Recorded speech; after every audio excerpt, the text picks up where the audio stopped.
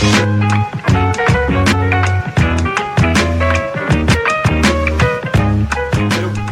to another episode of When the Smoke Clearz podcast. I'm your boy Sweet Lou.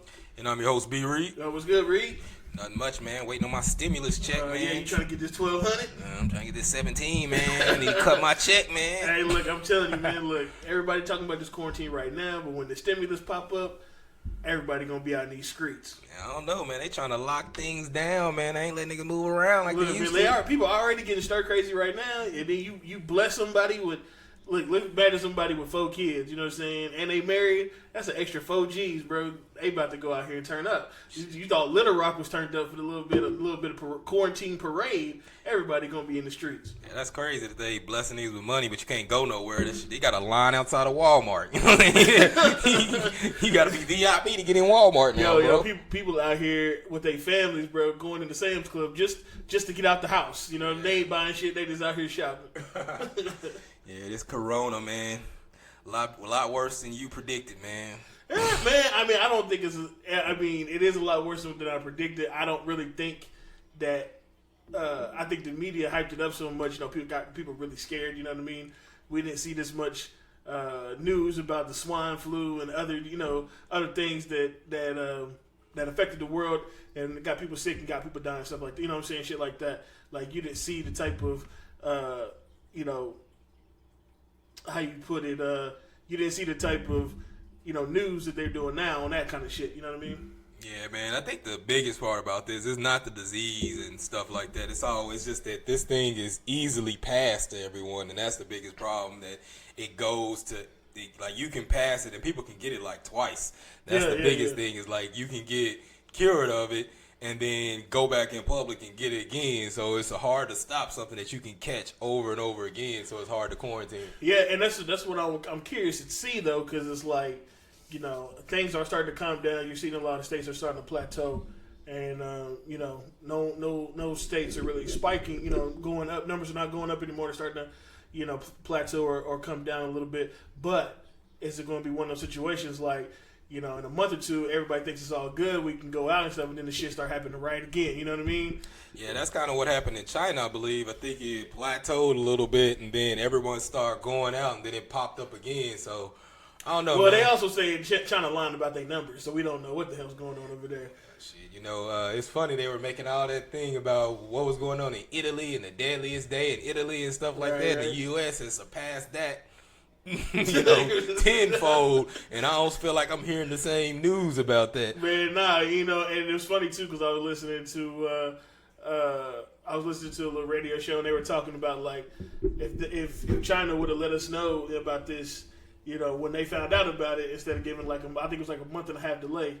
You know what I mean? Like, the shit would have already been trying to calm down instead of it going upward like it is right now. You know what I mean? I think we had plenty of time to know about it and start trying to prepare for it. I mean, even before it hit here, it was like three weeks before we got our first case in China. So even if it was there for, a month before, or a month and a half before, I mean, we knew in general that something was going on, and we're just saying, hey, it's not going to cross the sea. You know what I'm saying? Well, we didn't cut travel. I think they came out with a false report saying that, like, you couldn't contract it from another person. And you could contract it from another person, you know what I mean? So, I remember early on they were saying black people can't get it. They disproved that shit. All kind of shit, just wrong, absolutely wrong, you know what I mean? So, man, I'm just saying, man, when these stimulus checks hit, it's going to be over. Yeah, man. So this episode, we're going to get into some more music, man. Me and Petey had a little debate, little hip-hop debate. Wanted to do our top 10 female artists of all time, you know what I'm saying? This is definitely for the ladies, man. The Hot Girl Summer shit was really popping last year. You know what I'm saying? I can see it happening again this year. It ain't going to be no Hot Girl Summer this year, man, with the corona. This shit. Ain't nobody turning up. Man, look, you see TikTok and Instagram is just popping right now. Just the girls is out here twerking and all kind of shit, bro. They can't wait for the summer to hit. Well, you ain't lying, though. If they clear this shit up out of summer and you done made people stay in the house for 2.5 months. Hey, I'm telling you, bro, it's about to be wild. It's going to be wild. No matter where you go, every city going to be turned up. Yeah, travel going to be packed. You better buy stock in the airlines now because that shit clear up. I actually bought a little stock in the airlines, man. I'm trying to come up, man. But also, I had a Florida trip planned in end of July. And boy, the ticket prices is real cheap right now. So if y'all trying to go anywhere, if y'all trying to get y'all travel set up where it's right there as everything start to calm down, you can get on out. You right can't now, time it. How you gonna time it? Huh? How you gonna time it? Shit, try your best, and if it don't work, get your credits. Because some cities ain't accepting outside travelers, so you can't even stay in hotels. I know up here in Arkansas, they won't let you stay here if you're from outside Arkansas. Well, yeah, but that just depends on the state, though. You know what I mean? Like, I know Oklahoma's doing something similar, but most states, because some people still traveling for work, man, so they letting them do their thing. That's dangerous out there. What kind of job you got and they still making you travel? Hey, look, man, you still gotta get selling this bread. encyclopedias? You still gotta get this bread out here. All right, man. So let's get into this top 10, man. If you listen to this show, you know me and PD seldom agree on anything. Man, nothing. And this isn't going to be any different. I think even if we got people ranked the same, we ain't even going to agree on why. so. All right, so today we really checking on top 10 female rap artists. We did old school, new school combined. You know what I mean? So it's really just overall. No disrespect if we left some of y'all's favorites out, but I think we got the list pretty. I think we got the list pretty straight. You know what I mean? Yeah, I'm pretty sure our list is gonna be close, but tell the listeners what you're looking for in your female artist to hit your top 10. And my female artist, I'm looking for a collective, consistency, nice body of work. Lyrical. I appreciate the artists that really writes their own stuff. I'm not saying that you're not an artist if you don't write your own stuff, but that just means to me you put in more work on your craft.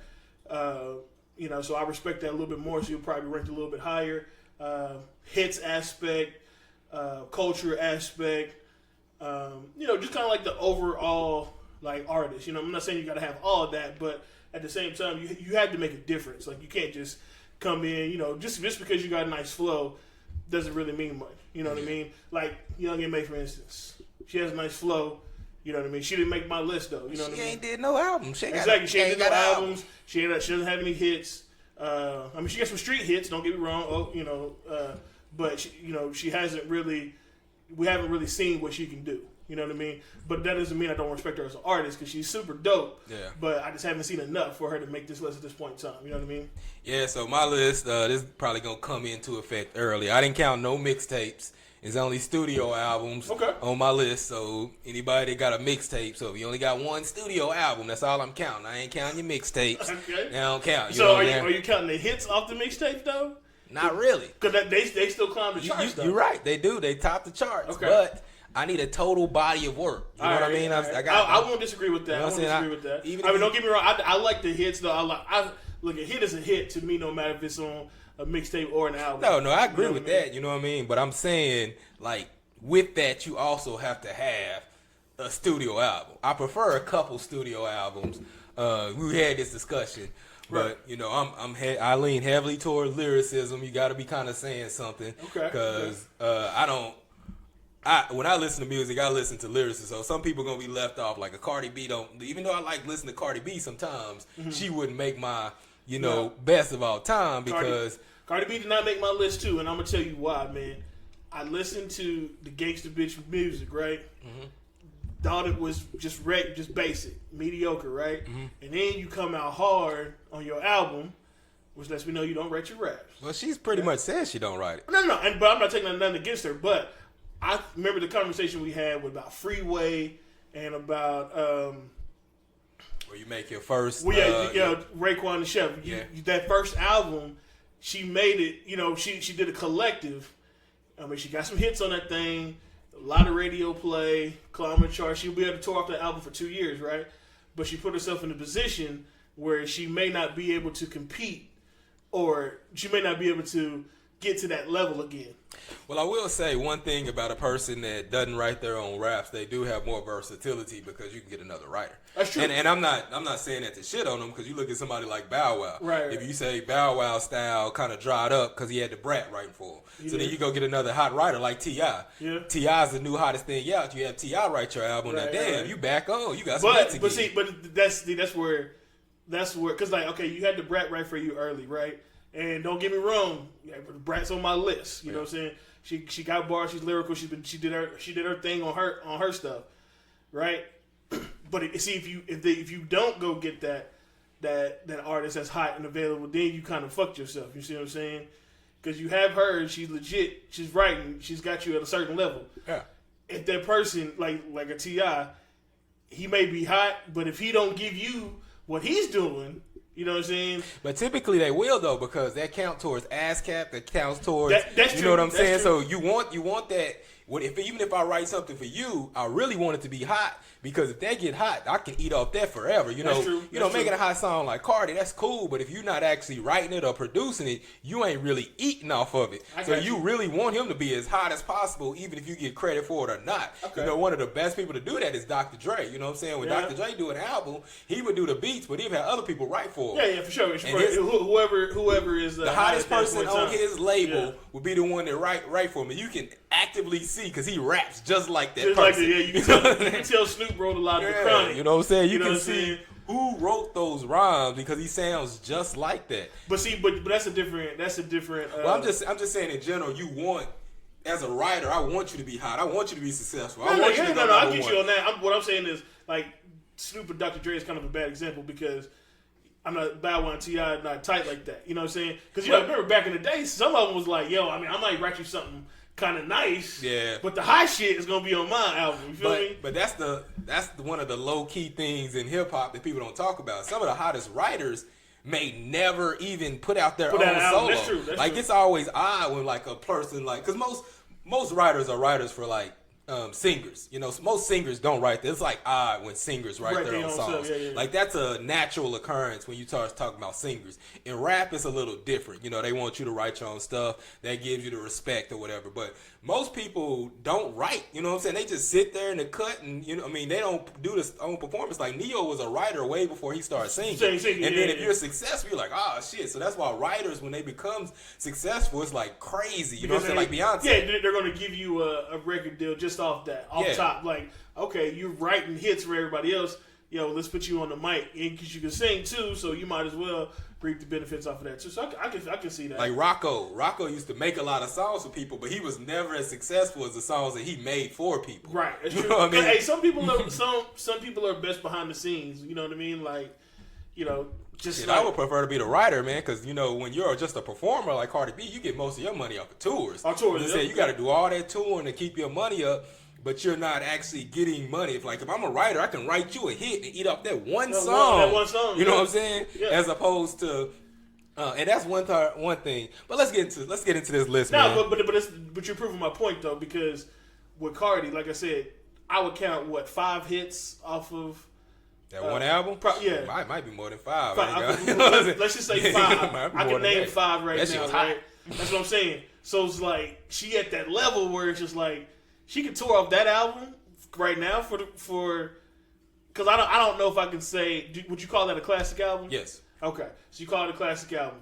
I'm on the fence. I'm kind of saying, that shit hard, bro. I mean, hey, respect, respect, because it is hard. That shit held down the whole song. It probably held down like 7 months of that year just off her tracks alone. Well, you got to think, but Bodak Yellow took up 3 months. So it counts, right? It counts. Okay, you know but no, that's what I'm saying. Like, she might be at that level where it's just like she may not be able to get back to that. You know what I mean? That's why you know you got to. I hate to say this, but you got to spread them shits out, man. Because like if you trying to have longevity with albums, I mean, in this day and age, albums don't really matter as much as it did. Yeah, because you stream, it's microwave. You're trying to get as much out as possible to get streamed, so you see the quality of music going down. Right. But my question to you is, would you rather have like consistency? Let's say like a Trina. They put out 6 albums, 5 of them go gold, they top the charts, right? Right.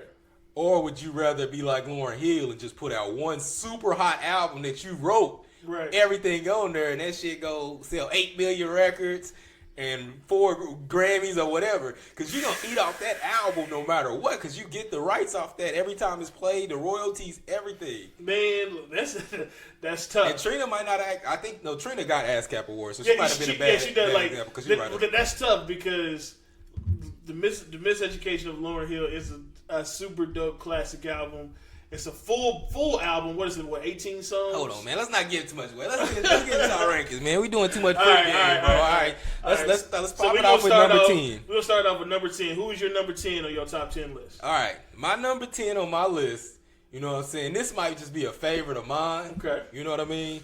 A lot of people might not be a fan of hers, but I was a huge No Limit Records fan. You know what I mean? So I struggled. No Limit. Yeah. I tell you, Trina's not on my list because I struggled whether to put her or Trina, and I had to go with Mia X from No Limit. Mia X, okay. Mia X was she had 3 albums. She was the first female rapper signed by No Limit. Okay. Well, not even the first female rapper. Let me scratch that. She was the first rapper that P signed to his label. You know what I mean? Yep, so she was the first person to sign to No Limit, I guess, outside of being Silk the Shocker and C Murder, because they kind of that was family. That's anyway. family. Y'all in it together as part of it. Right. But as far as outside, the first rapper she signed was Mia X, and the other rappers came later. She had that. She's called the mother of Southern gangster rap. She had Good Girl Gone Bad in '95. It didn't really do good, but that Unladylike in '97, it popped on the Billboard at number 2. You know what I'm saying? Okay. The Mama Drama in '98. This is like the peak of No Limit career. You know, the peak of No Limit. That hit there at number 7. Number 3 on hip hop. Both albums with gold. She was also a member of True. And if you're a true No Limit fan, you know what I'm saying? Yeah. I know about True. She's not just like a rapper or a female rapper on there. She was like one of the hardest rappers on the label, probably one of the better lyricists on the label. Like, she could actually spit, you know what I mean? And she had some of the hardest verses of anybody. So I had to show respect to Mia X. She was definitely underrated. Also underrated with it was her. Fiend, I thought he was underrated. Fiend was a lyricist. Yeah, Fiend was a lyricist. I was a big C Murder fan. Yep, C Murder could spit. C Murder could really spit, man. I mean, don't get me wrong. Silk Fiend Shocker was very signed popular with Rough Riders after it broke up. Yeah, Silk Shocker was very popular. You know what I'm saying? He just kind of had the unorthodox flow. Boy, that nigga was so trash. But I used to like C Murder, but he's ass. He was so trash. You know what I'm saying? And so I fucks with the underrated No Limit people. But yeah, okay, Mia X. Mia X had bars though. She was like top 3 on No Limit and spit. I mean, you got Mystical, you know what I mean? C Murder and Mia X, man. Okay, so my number 10 is I'm not a new artist, up and coming artist, Rhapsody. Yeah. She's been out for a while. Man, I think she's gonna give her like another year or 2. She's gonna be huge. She's already dropped 3 albums, couple of mixtapes. I talked about her early in the season. She's got that common flow, a little bit of Mos Def flow. She really spits bars. She's consistent. Her body of work is consistent. She get respect in these streets because she has nice features. You know what I mean? The only downside of her right now is that she doesn't have a monster hit. You know, she gets radio play for sure. You know what I'm saying? She definitely gets bumped in these streets, but she just doesn't have that hit to elevate her. You know what I'm saying? Like people know who Rhapsody is. Like they're aware that she is around. She just dropped an album called Queen. Super dope. I like the last album she dropped 2 years ago. Layla's Wisdom. That was super dope. Yeah, that Layla's Wisdom is hard. I heard that Layla's Wisdom. I think the problem with Rhapsody, not the problem, but the reason why I don't think she deserves to be in the top 10 yet is because usually rappers, like you say, Common, and even a rapper like Nas, they take a little bit longer to pick up on mainstream. They do. Then once they kind of catch that wave, then they're usually more consistent and they last long because she's not a microwave rapper. She's not at all. She's not just going to release singles for streams or nothing like that. She's going to take her time, put out quality projects, shit that can be like soundtracks on music and stuff. Right. Her wave is coming. It just hadn't came yet, so I can't put her on the list yet. Well, the reason why I put her on the list is because the body of work is consistent. You know what I mean?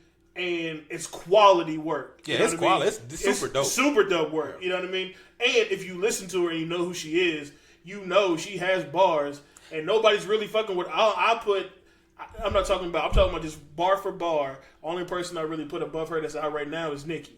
Yeah, but the thing about it is, you know who she is, but Right. you listen to hip hop. Right. The problem is, I don't think the average fan that's not really a hip hop music fan, she hasn't had that pop joint. Right, She's exactly. not a household name. She's not somebody you can talk to that doesn't listen to hip hop or not about lyrics that you can just average. But hey, rap scene say, yeah, you might have heard the name, you might have saw her on Netflix, but you can't say even that, like you said, Leela's. That shit was super dope. But I don't know how many people have actually heard that album. Well, she has some streams for sure. But man, I'm telling y'all right now, man, like don't miss the wave. Like she's coming. You know what I mean? And she's super dope. Man, I just like I said, she just got bars, man. Like I agree that she's actually dope, but she ain't paid her dues yet. You know what I'm saying?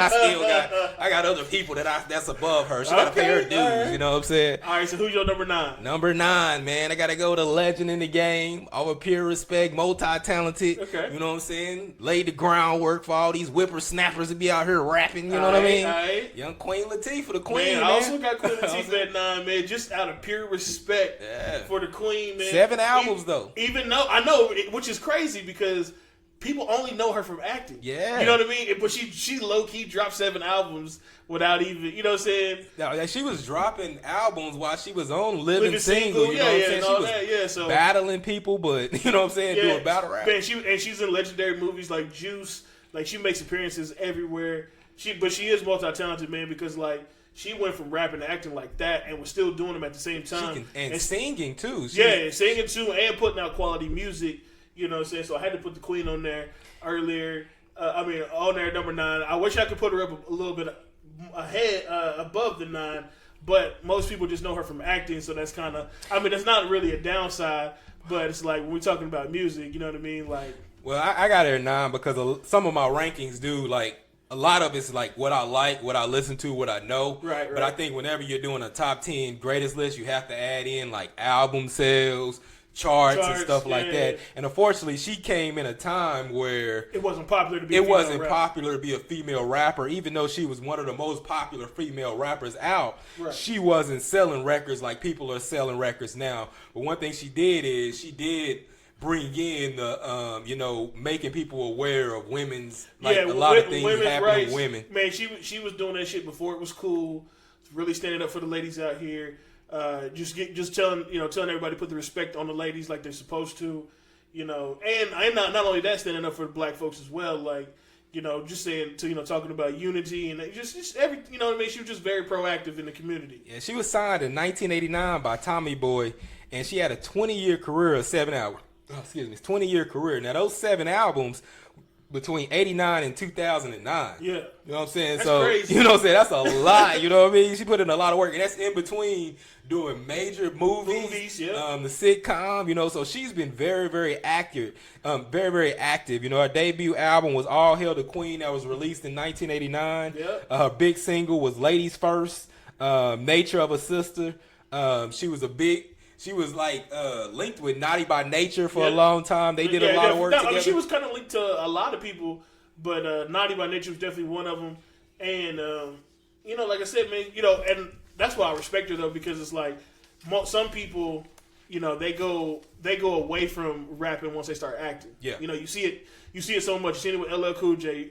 You really didn't see it with Ice Cube. Ice Cube's still in the music game, but he did go a long period of time of just making movies and no music. Yeah. Same thing with Ludacris. It's a lot of time though. You don't got time to really be in the booth. You know what I mean? No, I mean it's true, but she stayed true to it, man. And she was just like, "Look, man, I'm getting here and grind and do what I got to do, bro." So mad respect to the queen. Yeah. All right. Who you got at number 9? That's all I got number 9. Oh, you got number. Both we got. All right. Yeah. So we agreed on one. I know, man. I think you might have switched up your list though. That's the only one we agreed on. All right. So number 8. Reluctantly. So number 8 is Lauryn Hill, and I'm very reluctant. Number 8. Number 8. I'm even reluctant about putting her on my list at all. That's crazy. So this is why. So yes, she's on the Fugees, and if you give her respect for being on the Fugees, then you got to start talking about adding groups. Which that means Salt and Pepper has to be in the top 5. Well, no. I'm not adding. Look, I got her. Otherwise, she only has one record. I got her number 6 on my list. Okay, I say you can add the work with the Fugees, to make because look, Lauryn Hill ran into some after she dropped her first album. She ran into some issues. Okay? She caused them. True, but she still ran. You know what I'm saying? So it's not like she just gave up on rapping. But there's a lot of people on this list that ran into some type of issues and still got it done. Like more than one album, more than one tour. Now, the album that she put out, The Miseducation of Lauryn Hill, released in '98. You gotta think about that album, bro. The Miseducation of Lauryn Hill, bro. It's a banger. It is classic. It debuted at #1 on Billboard. Yes. It sold 8 million records. Yes. It got 5 Grammy Awards. Yes. It won Album of the Year. Yes. You know what I'm saying? So that's why. That alone. That's why she made my list. Otherwise, she would not. I didn't put her on my list. Like I made my list twice, and twice I left her off. But I like just the respect of that one album and the amount of hits that she had on one album may equal up to some people's like body of work. You know what I'm saying? Man, so that's crazy. I actually listened to the album the other day, man. I could only say maybe 1 or 2 songs that I skipped through out of 18. I didn't skip through none. Now I will say a lot of that album sounds like an R&B album featuring the rapper Lauryn Hill. True, you know what I mean. So a lot of that album, she got some nice features too. Yeah, but I'm saying a lot of that album is her singing. A lot of the album feels like an R&B album. But she's just that dual threat. You seen that in the Fugees though, so you knew what you was getting. So does she deserve to make a rap list though? I mean, I say she do because she got bars, and she's writing these bars. She is writing them. You know I put her at number 8 reluctantly. I don't feel good. I don't feel great about it. I put her at number 6, man. I got a lot more respect for Miss Hill. Now on pure talent. If you're talking about pure talent, don't get me wrong. On pure talent alone, Lauryn Hill definitely deserves to be on the list. Okay. If Lauryn Hill had the focus that a lot of these other rappers have and was able to put out consistent work, I think that she probably would have been one of the greatest. Oh, for sure. Like her numbers would have been massive, kind of like Nicki Minaj's numbers, because even then, people loved her. You know what I'm saying? That Fugees album, before she released her album, The Score, it sold 6 million copies. You know what I'm saying? They had that killer You talking about 14 million copies in 2 albums, bro. Yeah. That's crazy. Yeah, in 4 years? No, 2 years. 2 years. Yeah. So, man. So and look, and I know, like, they were an actual group. You know what I'm saying? Like, sometimes, that people put people together and say, y'all a group just to introduce them, but they was a real group. And then you got to think about what Wycliffe did and what she did. I mean, bro, that's legit talent, bro. But you also got to think of that they broke up because they were in a relationship and couldn't get along, because we could have had more great music if they could have just... But you see that a lot, though. You see, Erykah Badu and D'Angelo, Erykah Badu, bro, she must have some fire, bro, because she done messed up a lot in the Andre 3000. Like, but she keeps rolling, though. She keep rolling. Them niggas got to take a hiatus. Lauryn Hill messed up herself, and Wycliffe kept rolling, so he must got some fire. He must. You know what I'm saying? You gonna give him respect? Wycliffe got that fire. Wycliffe out here slinging deep. Wycliffe just bought a whole country. So on my number 8, I got Trina. Yeah. Consistent body of work, at least 1 or 2 hits on every CD that she had. I'm talking about like big hits. I think she had 5. She dropped 5 albums, and all albums charted every time she dropped. Every time she dropped, yeah. I really thought about putting Trina in Lauryn Hill's spot, but just the weight of that Miseducation nudged out Trina for me. But Trina was dope. Like Trina was dope, and she never got outside her own lane either. She never got out of her lane. She had her own fan base. And that's what you really want. You asked me earlier, I would much rather have... I mean, don't get me wrong. Lauryn Hill, if she wanted to tour right now, she could tour on the Fugees. Gotta show up, though. And she could tour on the Fugees and her one album for years because they're classic music. But at the same time, when you go back and you listen to Trina's catalog, you forget, she has some hood bangers, you know what I'm saying? She has some charted bangers, you know what I mean? And she has some nasty bangers, which everybody liked, you know what I mean? So she was nice all the way around. She was the original city girl. Basically, you know what I'm saying? City girls basically stole her style. Yeah, a lot of people stole her style. Right. That's the style that she introduced. Because I fucks with the city girls, especially Young Miami. She got bars, but that's really why, if I was gonna put her on the list, and that's why she's probably hanging at number 11 on my list, is because she created a genre in her own, in my opinion. You know what I'm saying? Did, because you gotta think, man. When her and Trick Daddy came up with that saying, "You don't know Nan," like, bro, that shit was crazy. Like just how vulgar it was. People wasn't ready for shit like that, and they was playing that shit on the radio. Like that's the crazy part about it. And, they tried to censor a lot of shit, but that shit was so hot in the streets that they had to play it on the radio. You know what I'm saying? I think that shit was her first album was on the chart for something like 49 weeks or some shit like that. You know what I'm saying? Yeah, I mean that's hip hop chart for like 49 weeks, and I think the Billboard for like 38 weeks. Right. Just because it was something. Because the difference is, Lil' Kim had that style, like preaching, like flowing with that nastiness, right. But she was kind of flowing like with that kind of independent, you know what I'm saying? Yeah. Not dependent on the nigga. I'm gonna use the them. artist. Don't get me wrong. Nothing against Lil' Kim. Lil' Kim is definitely in my top 5. We'll get into that a little later. But like when I see Lil' Kim, man, she has so much fire behind her. Biggie, you know what I'm saying? Diddy, you know what I'm saying? Bad Boy, you know what I mean? I respect a Trina a little bit better. Trick Daddy, yeah, he is what he is. But Trick Daddy was hot. Slip and Slide was hot, right? Slip and Slide was hot. But what I'm saying is, they ain't Diddy, they ain't Biggie. You know what I'm saying? So she still had to work a little bit. You know how Trina and Trick Daddy met? Because Trina was dating Trick Daddy's brother. And then Trick Daddy's brother was like the big dope dealer. Okay. And then Trick Daddy's brother got killed. Damn. And then when Trick Daddy's brother got killed, I think she was about to become like a real estate agent. And Trick Daddy cause I think he got killed when Trick Daddy was in jail. And then when Trick Daddy got out, Trick Daddy's doing that song. He just called her. She wasn't even a rapper. Just called like, "Hey, get on this song." Man, and the song blew up so big. Bro, I'm telling you, like, it was so funny because like I remember listening to it on the radio. You don't even know, like, you couldn't even hear half of the song on the radio because it was cuss words. You know what I'm saying? So it was raw. It was raw. It was raw. That's what I'm saying. Like that's how you knew hip hop was emerging because it was on a song the to album. be that vulgar and still be playing on the radio, bro. That shit was, and they didn't even replace it with no words. They was just like, yo, just let that shit ride. Shit, it was on the album www.thug.com. What you expect? It was that .thug. The .thug.com. All right, man. So who's your number 7? My number 7, man, I got to give respect to Young Eve, East Coast Rough Rider legend. Eve is you know my what I'm number saying? 11. You know what I'm saying? I respected Eve. I wish she could have been on the list. You know what I'm saying? Her catalog is kind of small, though. She only had, 3 albums? Yeah, I mean, so the thing with Eve is there's a case to be made that Trina should deserve to be on here more than Eve. Right. The one thing that I will say is that she still had, even with the limited amount of albums, she had 6 albums, though. Yeah, you know what I mean? Yeah. But commercially, I think only 3 of them did well. You know what I mean? And I would even say only one of them was really hot. The second one kind of fed off the momentum of the first one. Yeah. But I also give her respect for, if I'm going to give Lauryn Hill for her respect of what she did with the Fugees, I got to give Eve all the respect that she did with the Rough Riders on the Rough Riders. Okay, I get that. All the features that she did. Eve was a feature killer back then. See, and that's what I like, because, like, people like Eve that's a feature killer, you know what I'm saying? Like, just own everybody's shit. That's how the City Girls are right now. Yeah. Like, if you look, I listened to the City Girls, 2 little mixtapes they got out, right? And they were just okay. You know what I mean? But when you hear them on other people's stuff, they like super fire. You know what I mean? That's what I feel like Eve was. But I also like Eve because she was versatile. She had that little joint with Gwen Stefani when she was hot.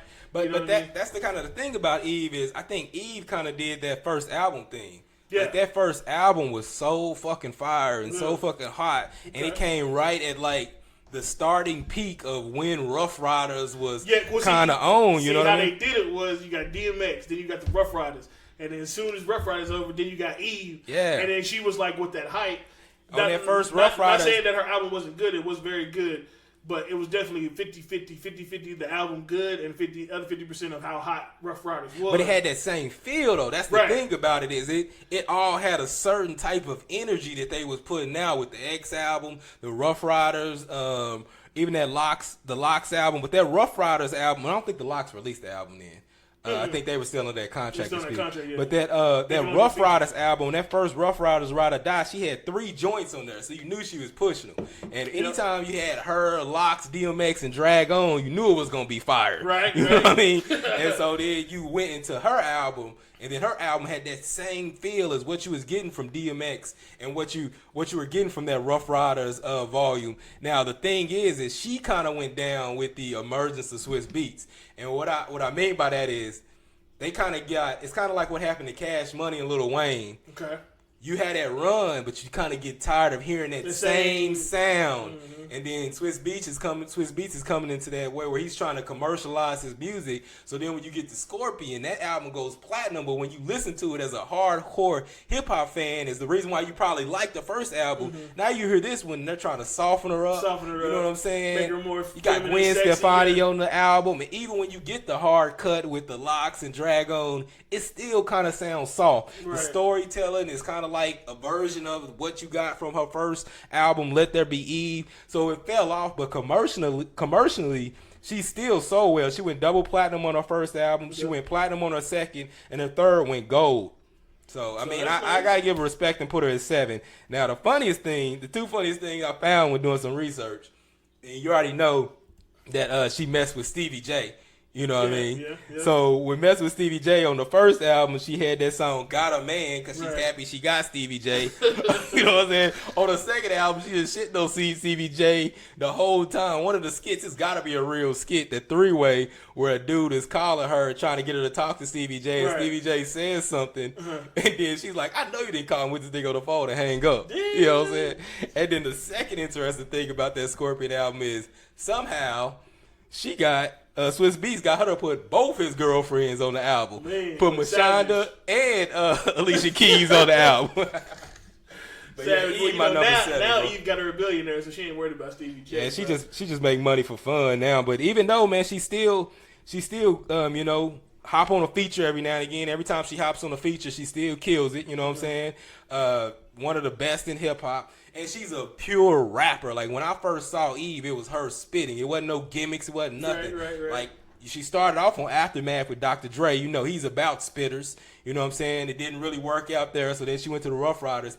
Actually, to get in the crew, you know, the legend is to get into the crew, you had to beat somebody in a freestyle battle. Right. I think she beat Infrared and Cross, 2 niggas that never made it. Knocked him right off the block. All right, so my number 7, I give respect to the Brat. You know what I'm saying?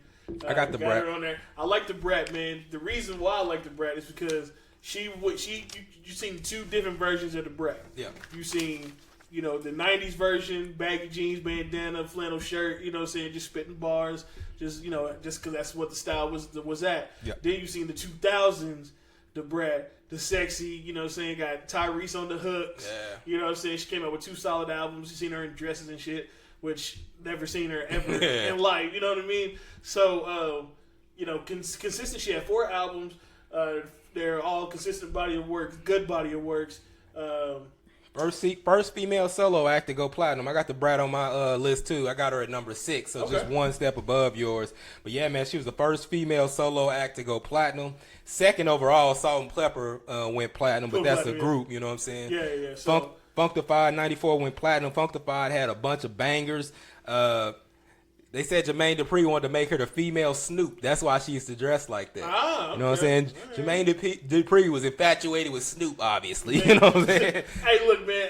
You can say a lot about Jermaine Dupri, man. He had a vision, though, man, because, like, Mariah, the Brat, Bow Wow, I mean, they all worked. Well, you know, he's an image creator. That's what he does. He creates you an image, and that's what, even when you see him working with those little kids, those white country singers, whatever, he builds you an image, and he wants you to stick in that image. And I say the Brat was one of the best at sticking up that image. And I don't know how he got her to flip it, because female Snoop in 94, 95, 2000.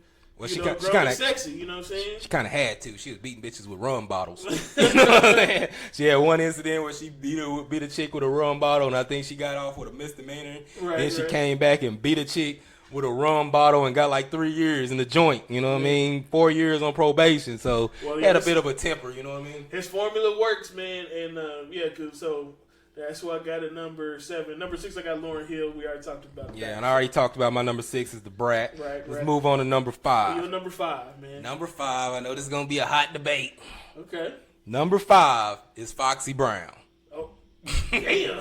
Foxy comes in at number 5. Yeah, I don't think it's disrespect, man. So even though Foxy Brown is probably one of the best lyricists to ever spit, you know what I'm saying, as a youngin' at 17, 16, she was coming out spitting bars. She had like a little bidding war, you know, The Firm with Nas, they wanted her. You know what I'm saying? Def Jam wanted her. Man, a lot of people wanted her, man. Big wanted her on Junior Mafia, you know what I mean? And I like what she did, though, because she took that and she ran with it because she got features from all of them. She got Yeah. features from Havoc from Mobb Deep. Method Man was on Def Jam at that point in time. She got a feature with him. You know what I mean? Nas, you know, you could tell she got a lot of Nas influence. Yeah. Well, she was on the Firm with her. It was her, Nas, and AZ was on the Firm, and that she got that feature on his album. I can't remember which album that was, but that was the first Firm track where they decided to form the group, the Firm. Right. And but yeah, she was signed in '96 at 17. You know what I'm saying? When Big couldn't get her, he had to settle for Lil' Kim instead. I mean, that's not a bad person to settle for, man. Yeah, they went to high school together. They was actually friends. They went to the same high school, so they know each other. They all up there in New York or whatever. But yeah, man, Foxy was a beast. The one thing that Il Na Na went platinum. Il Na Na was hard. The Firm album entered the Billboard at #1, which was hard. China Doll '99, it went platinum. See, China Doll to me was that sophomore fall. You know what I'm saying? Like, it definitely fed off the momentum. You know what I mean? Because he had so much anticipation. You think about Il Na Na came out in '96, classic. Then you 3 years, you know, she doing feature stuff like that. China Doll comes out, it just wasn't the same. Well, she put out Il Na Na and The Firm, like, you know what I'm saying? Those two right there. Those two out right there, but China Doll, just they tried to make her more feminized, you know what I mean? Like, use that sex appeal. Sex appeal, which she had, but it affected the music, you know what I'm saying? Because you could tell it didn't play like Il Na Na played, or Il Na Na 2 when she came back with that after China Doll, which was super fire as well. Yeah, and what you usually see is when your second album's not good, then the third album, you see the results. So Broken Silence in 01, it went gold. Broken Silence, yeah. Then Il Na Na 2, yeah, that's right. Yeah, so then you can see it kind of falling off. But, you know, her and Kim started off as friends, and then they ended up beefing a lot because they started saying on, like, China Doll, as it started to progress, they started to try to mold Foxy and stop being that kind of hardcore straight spitter like Nas and The Firm. Be like, hey, be more like Lil' Kim. Yeah. So then they started saying that, you know, she was stealing her style, and, you know, that led to the beef. They got then she came back with Broken Silence, let them know, like, she just spit hot fire right there, boy. But I mean, by that time, people kind of fell off. She had a bunch of legal trouble. She was supposed to be in Charlie's Angels. She got kicked out of that. Yeah. I don't know why she thought she was Chinese. You know what I mean? Slanted eyes. Chinatown, boy. All you talking about is her slanted eyes. You know, you're not Chinese. But all right, so my number 5 is MC Lyte. Okay. Light as a Rock, classic album, first album, man. MC Lyte, man, she just really, bro. We talked about how big of an impact Queen Latifah had, man. MC Lyte was right there with her because MC Lyte was just consistent. She didn't want to do nothing else but rap. Yeah. So she was just dropping. I mean, she was just dropping album after album after album, man. With no, I mean, I don't want to say no breaks in between. I want to say she dropped the album a year for like 5 straight years. Yeah. You know what I mean? She was definitely a spitter. You know, I got her on my list. I got her at number 2, but I'll tell you more about that when we get to number 2. Okay. I show MC Lyte. She's the rock, the foundation that built this house. You know what I mean? No, for real. I mean, she definitely paved the way.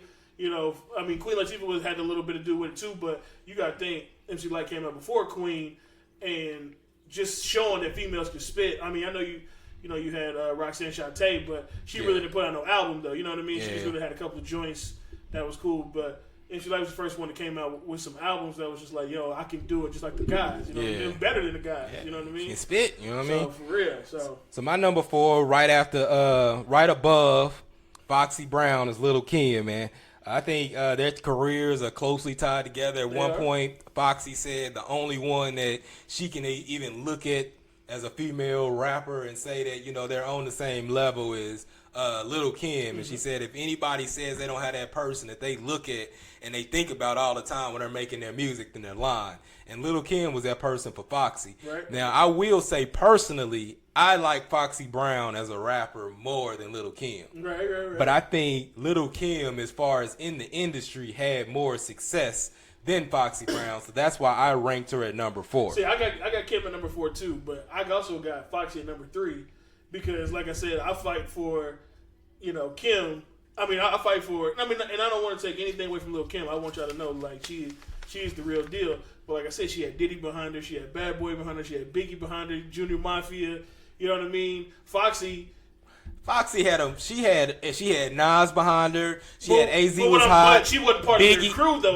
But they wanted her. But Biggie and Diddy, they were all checking for her. They were all. It wasn't like she didn't have a machine. She was at Def Jam, the biggest label in the industry. She did, but I'm. Don't act like she was just out there independent. I'm not trying to act like that.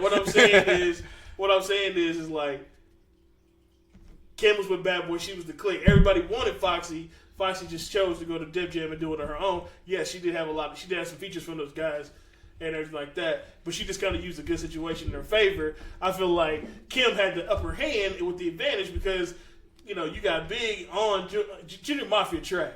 Lil C's trash. Yeah, she's the hardest person on Junior Mafia. She's the hardest person on Junior Mafia. And then plus you got Big on half of the album. You know what I mean? That elevates Foxy you up. got Jay. You know, she on Jay album. Jay on her album. She got Method Man. But features are crazy. Jay wasn't Jay back then. Nas was harder than Jay back then. Yeah, but Jay wasn't Jay to the world. In New York, Jay was Jay. Yeah, and Jay had a good friendship with Biggie. That's true. You know what I'm saying? They said a part of that beef is that Biggie tried to trade her because, you know, Jay had big influence at Def Jam, and Biggie tried to make a trade like it was the NBA and trade Lil' Kim for Foxy straight up with a second round pick. The second round pick is like, look, we're gonna give you a second and a third, man. I give you Kim a second and a third for Foxy straight across. Crazy, so bro. That made some animosity because Kim and Foxy actually was supposed to do a joint album together. Yeah. You said Thelma and Louise. Yeah, Thelma and Louise, but that would have been fire. That would have been official, man. But a lot of Kim's legal trouble came from that beef with Foxy because, damn, who was it? And she thought Biggie was her man. Nah, you know, got that shooting outside the studio. That's why Kim went to jail. Oh, okay. So it came from that diss track. Because, you know, they're exchanging diss tracks back and forth, and one of those diss tracks led to the shooting outside of Hot 97. Okay. So Foxy Brown, somebody with Foxy Brown, I can't remember who it was, but somebody with Foxy Brown, one of their mans, like an artist that was with Foxy Brown, one of their mans got shot. Oh, okay. You know what I'm saying? And it was Junior Mafia, somebody in that crew doing the shooting. Because Junior Mafia got shit else to do, man. Yeah, so they was trash, so they ain't got nothing to shoot. But so when Kim went and perjured herself, that's why she got that year from that incident. But it all stemmed from that beef with Foxy Brown. And then after that, Foxy tried to squash the beef. But then at that point, Kim was like, nah, because she had already split from Junior Mafia. Yeah. So that's the one thing that I respect. You say, yes, she did have that machine behind her, but I think she only had that machine behind her for hardcore. Now, hardcore went 2 times platinum. It ended up selling like 6 million records. You know what I mean? Yeah. So that was a crazy classic. But then after that, she had Notorious Kim in 2000, but I believe she had left left Junior Mafia after that. That's why I said Notorious Kim. It might have been LaBella. See, Notorious Kim was the second album. Yeah, which wasn't great. But Notorious Kim. But I don't know if it wasn't great. I think it might just not have been great for you because, like I was saying, usually when your second album does bad, your third album is bad. Yeah, so that's what I'm saying. She came back with LaBella and it was hard. But I'm saying she got 3 albums that went platinum. Like when she put out Notorious Kim in 2000, in 2003, LaBella came back and went platinum too. She had 3 straight platinum albums. Okay. The only person to ever do that is Missy and Nicki Minaj. Okay. So if you think about that, when she did it, she probably was the first person to do that. Right, you know what I mean? Nah, she was, okay. Because Nicki's on the list, but Nicki came after her. I just remember that one song that I didn't like, that no matter what people see or say or whatever, that shit was trash. So I don't like, me personally, I'm only a fan of one Lil' Kim album, and that's the one, The Naked Truth in 05, when she was mad and she was actually spitting and she wasn't really on that sex thing. Like, I wasn't really about listening to that. I like LaBella. The Jump Up was hard. The joint with 50 was hard. I mean, it was cool. She had a couple of other joints. See, I'm not saying it's not hard. I'm just saying I didn't listen to it. Okay. But I'm saying as a respect to people that liked her and listened to her, I mean, her first album sold 6 million. Then the next 2 albums, she had 3 straight platinum albums, and that Junior Mafia album went gold. That's crazy success right there. You know what I'm saying? It is. Then she came back and she dropped that Naked Truth in 05, which is the only female album to get 5 mics by The Source. Okay. Now that's my favorite album. She was spitting on that joint. You know what I mean? So that's why I got it. She got over 15 million albums sold, over 30 million in singles. You know what I mean? She did have some singles now. She has some singles. She got that Lady Marmalade with Pink and Christina Aguilera and Maya. Yeah. That single sold 5 million by itself and won a Grammy. I think that was Foxy's downfall too. She didn't get mainstream. Yeah, she wasn't mainstream and she couldn't cross over. She was too hard to cross over. You know what I'm saying? Kind of like Nas, right? Nas and Jay-Z. Jay-Z could cross over. Nas just I agree. That's a perfect example. Right. You know what I'm saying, of being like Nas and Jay-Z, because they're like the female Nas and Jay-Z. Right, exactly. Like exactly the same. Yeah. Kim was able to, but Foxy, now the Foxy hearing loss thing kind of hurt her the expense. So I ain't gonna knock her for like the tenure of her career because she had the hearing loss. But I'm saying, like, if she was able to cross over, she would have been so much bigger. But if you just go like the 3 albums they had, Lil' Kim smashed her. I just don't know how you put Foxy ahead. Man, look, because I'm telling you, man, album-wise smashed her, bro. I'm telling you, like, I understand that the Naked Truth got 5 mics, man. But if we're talking about the first 3 albums, you're talking about Hardcore, Notorious Kim, and LaBella. I'll give you Hardcore Classic, and I give you LaBella was a super hard album. That Notorious Kim, bro, if you go back and listen to it, it's just not fire, but man. This is my thing is, I can say that you're right, but all I'm saying is, like, at some point, those stats gotta matter. You know what I'm saying? The stats of sales I hear you. and consistency of going platinum 3 times. There's not many artists. Let's take out female artists. Right. There's not many artists, period, in the world that has 3 straight platinum albums. But that's what I'm saying about that machine behind you, bro. Because but she you got that anticipation. Even though she left Bad Boy, people, if you didn't keep up with that kind of shit, like I did, I wanted to know what label you was on, who you was rocking with, everything like that. Most people didn't do that, so. If Eve had that machine behind her, and she tried to cross over, and she couldn't. And she could spit and was making songs with Gwen Stefani. She didn't have 3 straight platinum albums. It's hard to have 3 straight platinum albums. I mean, no. You talk about Hardcore, 6 million albums, right? Mm-hmm. 6 million albums. That was in 96, 97? Hardcore, yeah, I think Hardcore was in 96. 96, right? Yeah. So then you got Big that died. A lot of shit that happened on Lil' Kim takes a break. Then she comes back, Notorious Kim in 2000, bro. The anticipation of that people was like, yo, I want to see what she got. But if it was bad, why would they come back for LaBella Mafia in 03? That's 3-year gap. They came back again. Because, like you said, if your second album is not good, your third album most likely is gonna be fire, and that's what happened. But I'm saying the sales usually hurt your third album because, like you said, Eve's third album. Well, no, because you got to think with LaBella, she had the jump off. That was a top 10 single. Yeah.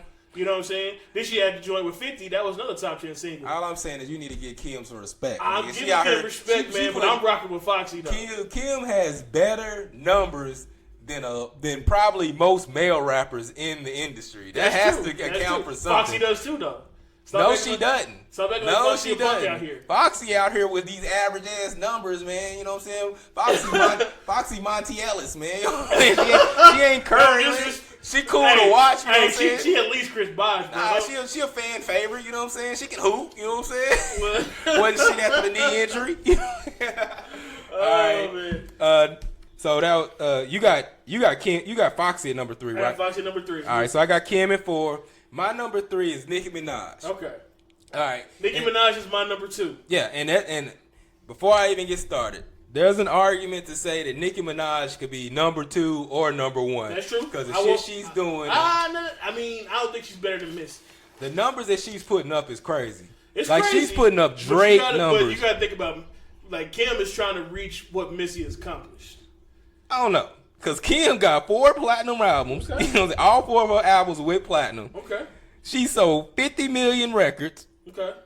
She has 14 billion streams. Okay. 14 billion. You gotta take the streams out of there because Missy wasn't in the area of streams. I got Missy 1 with you. So I'm not arguing that. I'm just saying there's an argument that Nicki could be 2 or 1. So I'm acknowledging that Nicki can be anywhere between 1 and 3 on the list. Just on respect though, I gotta put Missy at number 1. Though. But number 3, she drops to number 3 because Safari wrote half her catalog. You know what I'm saying? And until she gives Safari the proper respect he deserves, that will never happen. You know what I mean? That will never happen. Her music fell off. You're talking about how your music falls off. Like she has like a little hive. I don't know what they call the Nicki bunch. No, it's the The Barbies. The Barbies. Okay, Barbies, she got the Barbies. So she got the Barbies. People love her. They love her style. They love the hair and how she came in, you know, and her personality. So I respect that. So she has her fan base now. Her little niche fan base is probably bigger than like most people fans they ever get in life. Yeah, I mean, it's probably definitely Beyonce Beehive, and the Barbies is right under that. What about Rihanna's crew? Rihanna's they call it the Navy or something, right? I don't know, man. Rihanna's a different class. Rihanna don't even I think everybody fucks with Rihanna. Rihanna make makeup. She ain't even fucking with this music shit no more. What? Billionaire on makeup. And yo, that's another argument. I've been clocking for Rihanna for years, and she killing Beyonce out here in these streets, man. That's these people, false. These people out here trying to act, okay. That's for another day. That's for another day. But I got facts. The thoughts expressed by Sweet Lou are not the thoughts of the When the Smoke Man, Podcast or Big Facts Podcast. She's been killing Beyonce for years, dog. She has not. You know what I'm saying? Anyways, so Nicki, you know, off the success of like 3 mixtapes, she ended up signing with Young Money in 2009. Okay. Had a debut album, Pink Friday, in 2010. It peaked at #1 on the Billboard charts. Right. Went 3 times platinum. Her second album, Pink Friday, Roman Reloaded, debuted at #12.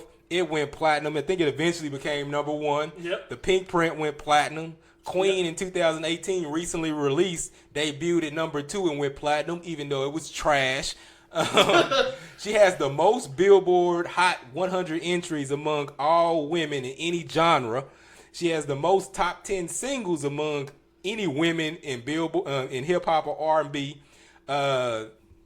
Yeah, man, she got 6 AMAs, 10 Grammy nominations, 100 million records sold worldwide. Okay. You know what I'm saying? She has a nice little resume going. You know what I mean? When you can cross over, man, that does your career wonders.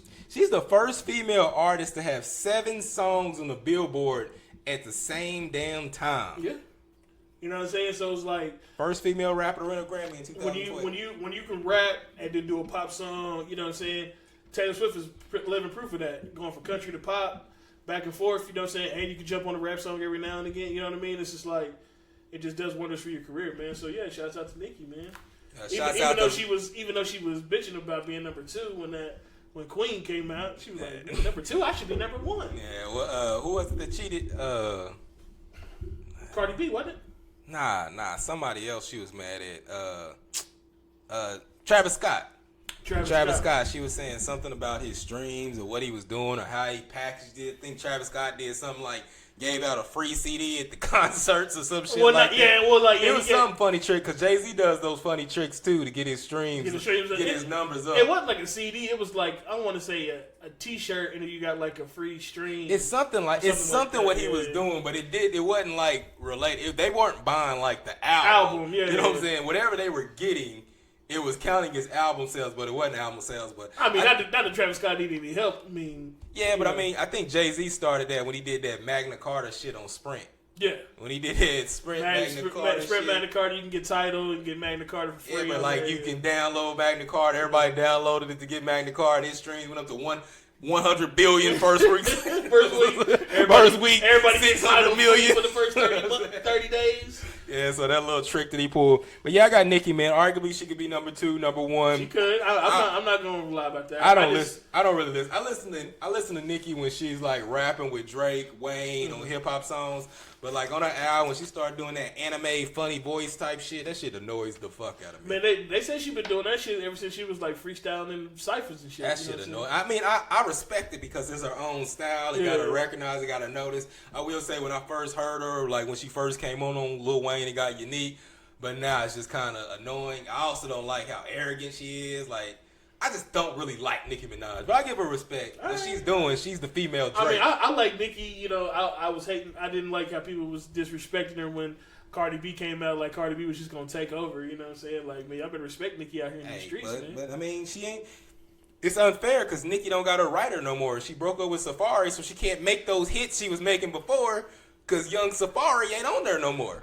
You know what I'm saying? You know, then she recruited Young Meek. You know what I'm saying? Yeah, but Meek ain't got bars like Safari. No, I guess not. Hey, and if you have any doubt that Safari wrote her shit. Go listen to a Safari album when he started doing those same fucking voices. That shit does not sound good on a man. I can tell you that right now. Like I said, some people just need to stay behind the scenes. Better writer, right? Better writer than rapper, man. But I have no doubt. Like I'm not saying that Safari wrote all her shit, but I'm saying that her and Safari, which they should have, because they were dating. I mean, and dating for a long time. And they started out as a group together. That's something that not really televised. They were in a group together, right. In New York before she left the group, and then they were like a couple. So he kind of played the background, advised her. But I think her music was significantly better, and I think her attitude as she acted in public was significantly better when she had Safari on her side. I'm not saying that she needed a man, but sometimes you need somebody to kind of keep you balanced. Now that she has another man that's not Meek Mill,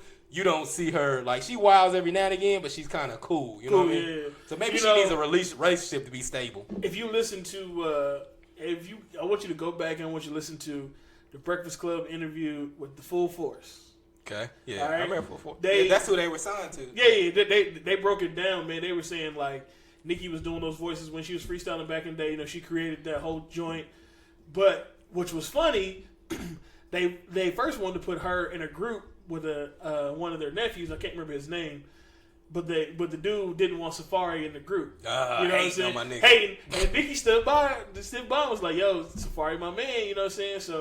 So and if you don't know who Full Force is, the Bullies on House Party, right? You know what I mean? Jerry Carroll Bullies on House Party. They probably better known for House Party than they are for their music. But I didn't realize, man, what a big influence they had in the music, man. Yeah. Like playing the background. Yeah, for sure. I mean, they did a lot. Not only playing background, but writing and just, creating, you know what I mean? Like, it's crazy. Like, when you listen to their story, like, they're involved in almost everything, man. But it was funny, though. They didn't want Safari in the group, and they actually tried to get Nicki to sign with Dipset, because they were going to have Joel Santana write Nicki's raps. But she was like, nah, I don't. She want to write her own shit. She said, I write my own shit. Yeah. So that would have been hard with those voices and Joel's style. Right. And he talks that real fly shit. That would have been dope. But you think about it, though, like, what if that shit didn't work? Like, what if she went that direction? Because you got to think, Joel's already established. Yeah. You know what I'm saying? It'll work for Joel's either way. Right. It'll work for Joel's either way. But if she would have joined Dipset, though. I don't know if she would have joined Dipset. I think they wanted to sign her and just let Joel's write her raps. I don't know if she would actually been part of That's the just Dipset because movement. they didn't. I think at that point in time, they really didn't trust females as writers. You Right, know what I'm saying? They didn't think that it could work. But you got to think, though, I mean, they shitting on Safari, but Safari the reason why Nicki popped. So, like, if you look at, if Nicki goes back and say, oh, okay, I want to rock with Joel's because he's already established. Well, I don't want to get Safari because Nicki can rap. I'm not saying she holds her own on any track with Drake and Lil Wayne and anybody else. Nicki can spit. No, that's not what I'm saying. What I'm saying is, we both agree that Safari is a big part of her success because of the balance, not only of helping her write, but keeping her, like you said, balanced with the relationship. Yeah. You know what I'm saying? So we're saying this is a big part of that. What if she say fuck Safari and then go straight with Joel's? She can write. I don't think she would have ever said fuck Safari. Well, I don't know. I'm just saying. Like, I think because they were dating. You know what I'm saying? Well, they were in a real relationship. But what if she was like, yo, get in your lane. This dude is established. Joel's does have a style, but her style and Joel's styles don't really go together. I think if she would have went with Joel's, she wouldn't have had the amount of success that she had. That's what I'm saying. I mean, I think the fact that she went with Lil Wayne's an artist and gave her the freedom and creative control to do all the things, and then she hooks up with Drake. Right, you know what I'm saying? And they became that Young Money. Young Money was really Drake, Lil Wayne, and Nicki Minaj. You know what I'm saying? That's the bulk. Nobody care about Tyga and shit. Yeah, I mean, that's the bulk of it. That's the hit maker. Whenever you hear them on the track, you know that's going to be a banger. I mean, arguably, the same things you said about Lil' Kim, you can say about her, too. Because she probably has one of the bigger machines. Like you said, Biggie, but throughout her whole career, she's had Drake, who's the biggest star in hip-hop right now. You know what I'm saying? And she had Lil Wayne, who was coming off being the biggest star. You know what I'm saying? So the last 10 years, she had two of the biggest stars, where right now she put out a Lil Wayne Drake album. You know that single's going to go platinum.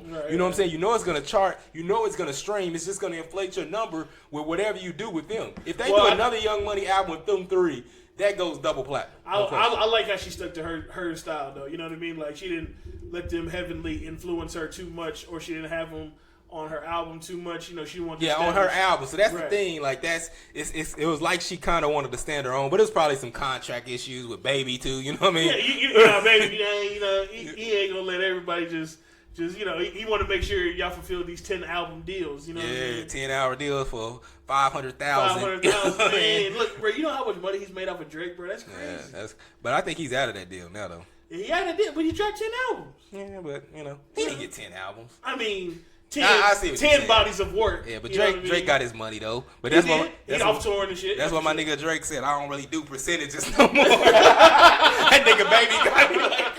I don't really do the percentage. I need my cash up front. Baby is the king of percentages, bro. Like, He said, I don't really do those percentages, bro. You know what I'm saying? Just give me but, my but you know what, man? Baby, he totes that fine line because you never hear about Drake complaining that he didn't get paid. You never hear about Nicki complaining he didn't get paid. Tyga, nigga, you may have a hit, may not. So we gonna. But that's because Wayne was on a contract from like '93. Yeah. You know, he signed Wayne when he was like 13. True. He was there like said no. Wayne literally wrote with the BGs, the BG Yeah. and Wayne. The first album that BGs was literally Lil Wayne and BG. That nigga was like 13 or 14 years old. Yeah. So he had him signed like way before. Yeah, You know what I and mean? They were trying to BG, tell him. another underrated. Yeah, BG. You know what I'm Definitely. saying? That's one of my he was guys. the hardest on Chocolate City, you know. Chocolate City, boy, like man. Yeah, BG is one of my guys. All right, so, So your number number 2 one. is Kim. Now I gotta give my number 2. Oh, who's your number 2? MC Light. Oh, she like, all right. Yeah, MC Light, 8 albums. First female artist to 8 release a albums, full man. album. First album came out with 87. 88. Light as a Rock came out in 88. Her latest album came out in 2015. The Legend. You know what I'm saying? Right. So we don't know. We She might ain't putting out no greatest hits. She just we still might rocking. get another MC Light album in 2020. It's about that time. You know what I mean? man. She's still MCing. You see her on BET. You see her on all the award shows. DJing. Yeah, she's like the voice now, the voice of hip hop. Really, you know, you see her on any BET show, any of those award shows, you're probably gonna see MC Light. She started recording at 14. Her first track was released at 17. You know what I'm saying? They say Act Like You Know was released in 91 with Poor Georgie. She had that New Jack Swing on her, nigga. She was part of the New Jack Swing in 91. Swing, bro. Her fourth album, Ain't No Other, in 93 went gold, which had a Roughneck. She's the first female artist to be nominated for a Grammy. She featured Missy Elliott on her 5th album. Man, Bad As I Wanna Be went gold. Man, she's the foundation. Reason why I got her number 2, like I said, Nicki could be number 2, but I got MC Light because not only is she the rock, she the foundation of, you know, women's hip hop. You know what I mean? But she's still going. You know what I mean? She's still nice. She still can write. She was super lyrical. She was a great storyteller and consistency, man. Like I just said, from 88 to 2015, that consistency is crazy. I don't care if you sell 250,000, 300,000. If your career span that long where you're relevant and significant, and she probably didn't even get the respect that she deserved on her first 3 albums, but she was a real spitter, really respected in the game. So that's why I got her at number 2. Right. All right, man. Number 1, man. Missy Elliott. Missy. That's another one we agree on. Missy Elliott's my number 1 too, man. Missy Elliott, man. Changed the game. Came out just. She could dance, she could sing, she's versatile, she could rap, you know what I'm saying? All her videos, classic videos, along with classic songs. Yeah, the one thing that I really like about Missy Elliott, as far as rap and music, her albums, you know, I can tell you her albums, so she has 6 albums, you know what I'm saying? I think she got the most sales of any female rap artist of all time, you know what I'm saying? She done broke, Hot Boys broke the record for most weeks at number 1. That's crazy. That was the hardest song, too. Yeah, Hot Boy, that shit was just banging for like a while, you know what I'm saying?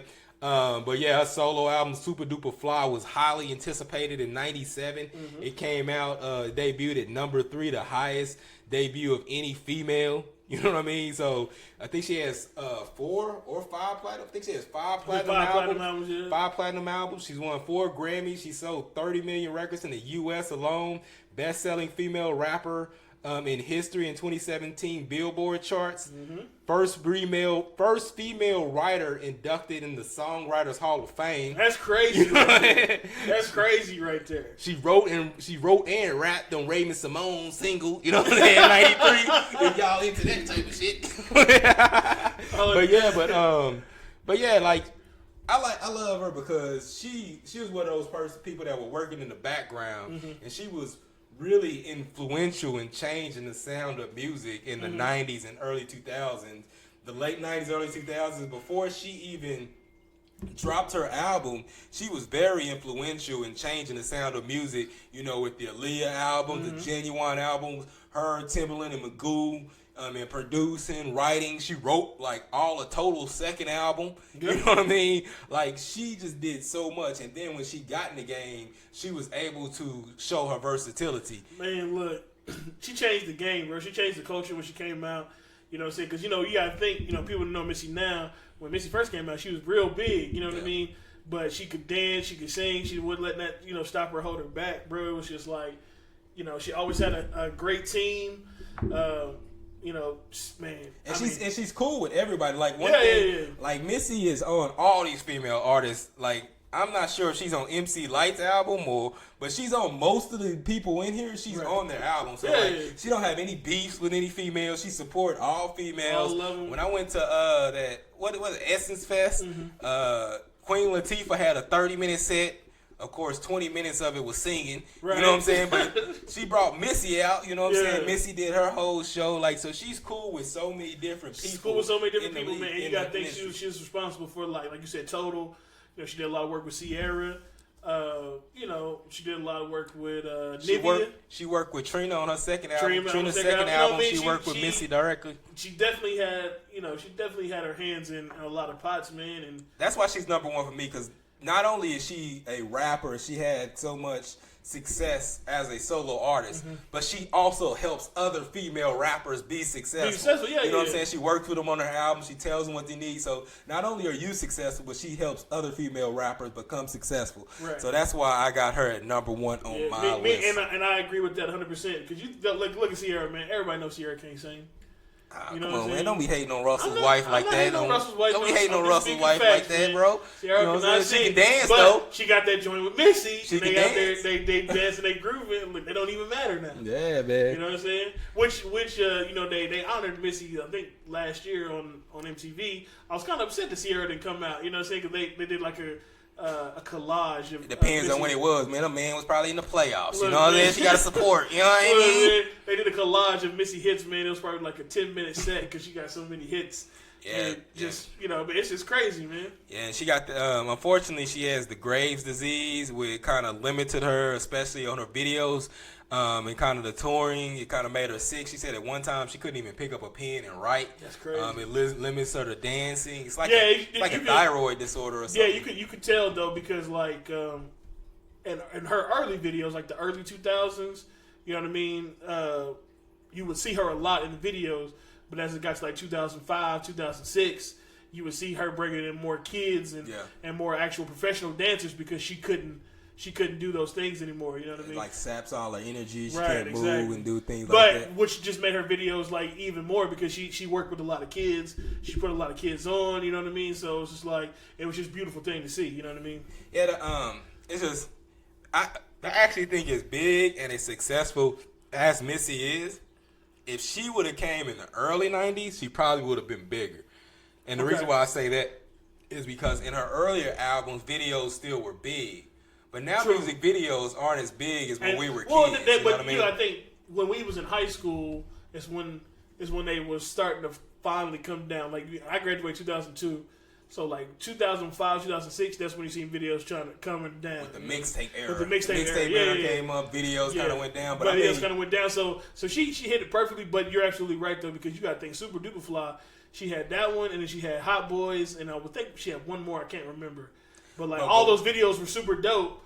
You know what I mean? But if she would have been like, if she came out like 3 or 4 years before, I mean, like even when she came out with Super Duper Fly, that was still the video era. But by the time you hit like the 2000s, you know what I mean? Like 99 and 2001. By the time she got in 01 videos, they were still on. You know what I'm saying? You still had Rap City and stuff like that. But then they were cutting them short. You know what I mean? They weren't playing the whole videos. It wasn't like when people used to like really just turn videos on, that's all you watch all day. Right. You know what I'm saying? You turn MTV on, it's nothing but videos. You turn BET on, they were still showing videos until gradually now videos have kind of been phased out. You know what I mean? You can go find them on YouTube. I guess clips on this, but you don't just turn on BET or MTV. They don't even show videos anymore. Which I miss, man. I miss Rap City, bro. Rap City could come back today and be fire. You know what I'm saying? Big Tigger. You know what I'm saying? Boy. That's one thing I say about Foxy Brown. Foxy Brown in the booth, bang, fire. You know what I'm saying? I don't know if I've ever seen Foxy Brown get in Rap City booth and not just kill it. And it's not written or nothing. I mean, she just off the top of her head just freestyling, spitting. Like Foxy Brown, as far as just straight spitting and fire, right? Like Foxy Brown can spit. Kim can spit too, but Foxy, yeah. like she's a rapper's rapper. Like she's in the category of MC Light. You know what I'm saying? Rhapsody. Right. You know what I'm saying? She's a spitter's spitter. You know what I mean? Straight lyrical, man. All I used to like about Rap City, bro, is that Rap City would have like a special guest on there, and then just have a random. Like I remember like 2 times Snoop came by randomly at the end of the show just to get in the booth and freestyle. So what I loved about Rap City is Tigger. Tigger didn't care, man. Tigger, you gotta have a person that don't care about falling off. You gonna freestyle and it don't matter. Tigger jumping, it don't matter who you is. Tigger gonna freestyle with you. He gonna freestyle with you. But Tigger move you out the way too to get his verse in. Hey, but what was funny though is like when Tigger first started doing it, I was like, man, this nigga need to stop. But he started getting better and better and better. Next thing you know, I was like, man, I'm anticipating Tigger's freestyle. Sometimes Tigger was hard. I'm gonna tell you one of the biggest failures in the Rap City, the booth. Which one? Nick Cannon. I remember Nick Cannon was sitting on the couch. You know, he had those couple of joints out. And I remember Tigger was asking him questions like, listen, bro, I want to get in the booth. And they asked, like I don't want to talk about nothing else until I get in the booth. You want to see something funny, man? Go look up that Nick Cannon on Rap City. All he kept talking about, man, just put me in the booth. He went in there and was super trash. Man. He was so trash, Tigger outspit him. He was disappointed, bro. That's crazy. I want to say the hardest freestyler that I heard on Rap City the booth was Eminem and Jadakiss. Two of the hardest. I say the hardest I heard was Ludacris. Ludacris always killed the booth when he got in there. Yeah. Lil Wayne always killed the booth when he got in there. And there was a dude from Memphis. I don't know his name, but it was a dude from Memphis, and he had dreads, and he got in there and he killed it. But Lil Wayne, man, like if you look up like five of Eminem's best freestyles, it's like a video on YouTube. 3 of them was in Rap City the booth. I don't know, man. I don't know if anybody's better than Lil Wayne on Rap City. That has to be another episode, man. Jada can freestyle though, bro. I mean, I ain't saying he can't. No, I'm just saying like he when he was dropping his solo albums, he would go up there like he was murdering the booth, bro. See, but the thing about Jada now, New York freestyle and down south freestyle has always been different. True. New York freestyle is kind of mixed with written verses, or you go write something and then you kind of come off and write. Down south freestyling was down south, and they were getting in the booth like Wayne was freestyling, Ludacris was freestyling. I agree, but I disagree because I agree that it is like that, but I'll say I disagree because there's a handful. I'm not saying everybody every time. You know what I'm saying? Like, but I'm saying a lot of times you can listen to that verse in the booth. And then, like, a year later, hear it on a mixtape and that verse come out. Jay-Z did that on Jay-Z did it a lot. Kiss did it a lot. Yeah. A lot of times you get in there, you be like, that verse was fire. If you go look up any of them Clue mixtapes or some of those mixtapes, you'll hear that same verse. So that's why I gave more respect to people like Ludacris and Lil Wayne. Now, Lil Wayne started fucking with them niggas in New York. Then he started coming to the booth and he started spitting written. But, you know, Ludacris, he was always freestyling. Like, Ludacris is a freestyler. There's some people that's just natural freestylers, man. They can just go in there and just kill it. Do you remember when they had that MTV prank show with Austin Kutcher, whatever? Yeah, Punk'd, yeah. Punk. They had Punk'd, and they had Method Man and Redman. Yeah, they were punking Ludacris. And they made that stupid beat and they had like crickets and they was just putting shit in there trying to fuck him up.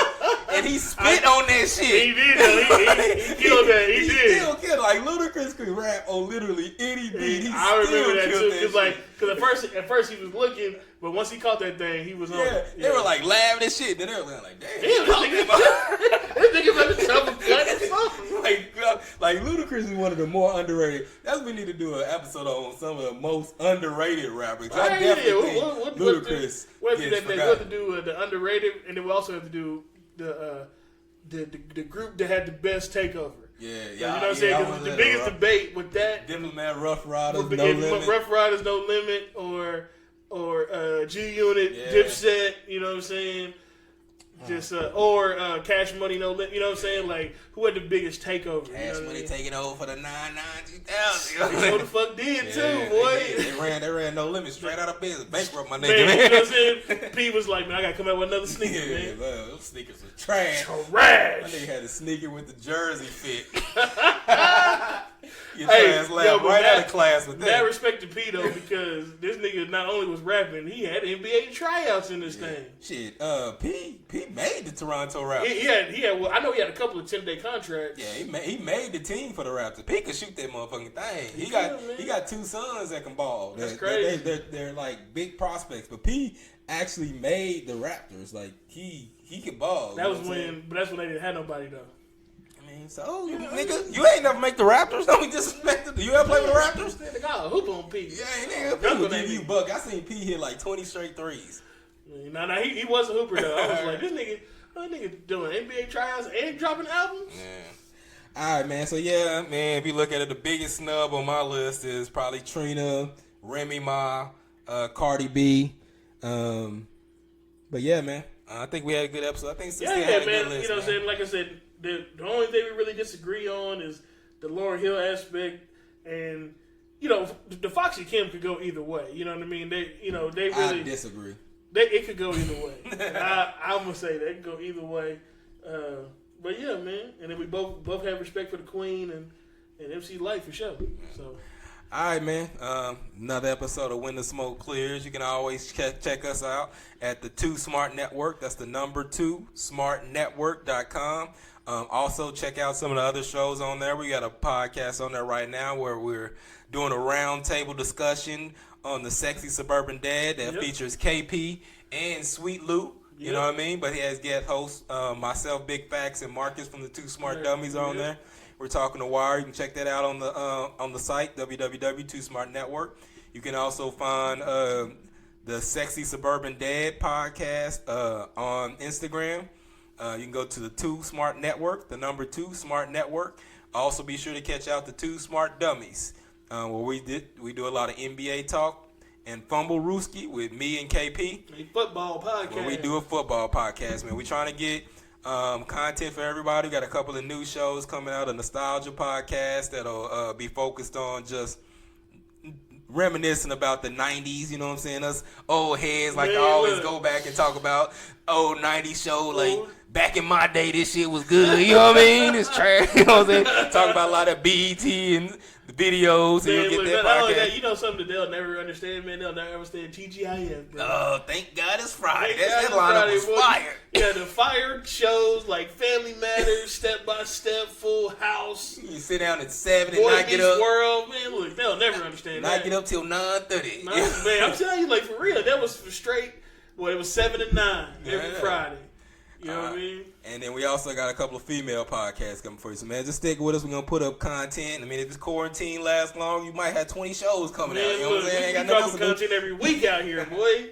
Y'all better check it out, man. Also, you can catch me, Sweet Lou, just on Instagram. Just hit Sweet Lou, bro. I'm the number one and only one. Yeah, you know Sweet Lou. And you also catch us on Facebook. You can put in Bobby Reed or look up 2 Smart Network, and that'll give you links to everyone else, man. There it is. That's it. That's all. That's the smoke for this week. Let us know what you think. Leave your comments. Let us know who you think should be on the list. All right. Peace. Later. Last time that I checked, it was 5 chains on my neck. It was no smut on my rap. Last time that I checked, I was selling zones in the set. Make a $250,000, no sweat. Last time that I checked, I'm the streets voice out west. Legendary self-made progress. Last time that I checked, first you get the money, then respect, then the power.